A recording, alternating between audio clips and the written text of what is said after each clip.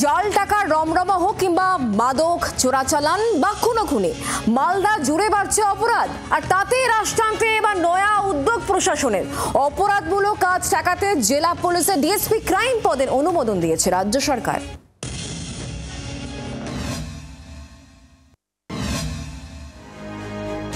সারা বছরই অপরাধমূলক কার্যকলাপে শীর্ষে থাকে মালদা। অপরাধ প্রবণ হিসেবে চিহ্নিত উত্তরবঙ্গের এই জেলা। আগ্নেয়াস্ত্র, ব্রাউন সুগার, জাল নোটের রমরমা। সম্প্রতি ইংরেজ বাজারে তৃণমূল নেতা দুলাল সরকার খুন এবং অমৃতিতে রাত পাহারা দিতে গিয়ে যুবক খুনের ঘটনাকে কেন্দ্র করে উত্তপ্ত হয়ে উঠেছিল মালদার বিস্তীর্ণ অংশ। এমনকি সাইবার অপরাধের প্রবণতাও বাড়ছে বলে অভিযোগ। তাই পরিস্থিতি মোকাবিলায় জেলা পুলিশের পরিকাঠামো বাড়াতে সরকারের তরফে উদ্যোগ। জেলা পুলিশের ক্রাইম বিভাগে একজন পৃথক ডেপুটি পুলিশ সুপার নিয়োগের প্রস্তাবে অনুমোদন রাজ্যের স্বরাষ্ট্র দফতরের। ক্রাইম মনিটরিং সেল তো আছেই, তিনটা অপারেশন যে ওখানে ক্রাইম মনিটরিং গ্রুপ যে আছে ওরা ইনভলভ ছিল। তো ওটা ডিএসপি ক্রাইম হলে আমরা আর ভালো করে কোঅর্ডিনেট করতে পারবো যে অ্যান্টি ক্রাইম অ্যাক্টিভিটিস। নতুন একজন ডিএসপি পদমর্যাদার অফিসার নিয়োগে জেলার আইন শৃঙ্খলা পরিস্থিতি সামাল দেওয়া যে অনেকটাই সুবিধাজনক হবে তা মানছে শাসক বিরোধী উভয় পক্ষই। বিভিন্ন ধরনের ক্রাইম, শুধু পলিটিক্যালি না, আদার্স ক্ষেত্রেও হচ্ছে, সেটা তো প্রিভেন্ট করতে হবে। এই জন্য মুখ্যমন্ত্রী এটা সিদ্ধান্ত নিয়েছে। যত ক্রাইম ডিটেক্ট হবে, যত জুডিশিয়ালি অ্যাকশন হবে, তত ভালো।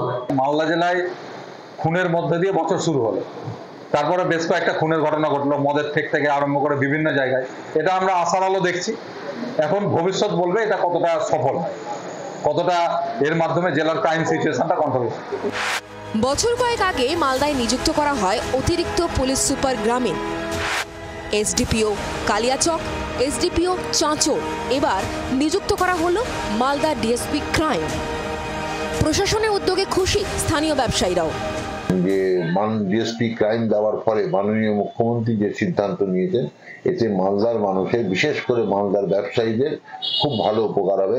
ক্রাইমের সঙ্গে সঙ্গে অসামাজিক কার্যকলাপ যেমন ব্রাউন সুগার, ফার্ম সুগার, হাবিজাবি, মদ এসব বাড়ছে। এসব এটা ক্রাইমের একটা লক্ষ্য।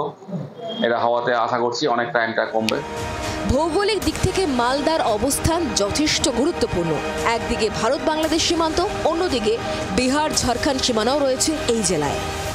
মালদা জেলায় যে ভৌগোলিক অবস্থান রয়েছে, সেই ভৌগোলিক অবস্থানের পরিপ্রেক্ষিতে দুষ্কৃতিকারীরা এই এলাকায় দৌরাত্ম সৃষ্টি করেছে। সেই দৌরাত্ম অনেকটা কমবে বলে আশা করছেন মালদা জেলাবাসী। মালদা থেকে ক্যামেরায় আবু কালাম আজাদের সঙ্গে রণজয় সিংহ, জি 24 ঘন্টা। বাংলার আওয়াজ, বাঙালির আবেগ, জি 24 ঘন্টা।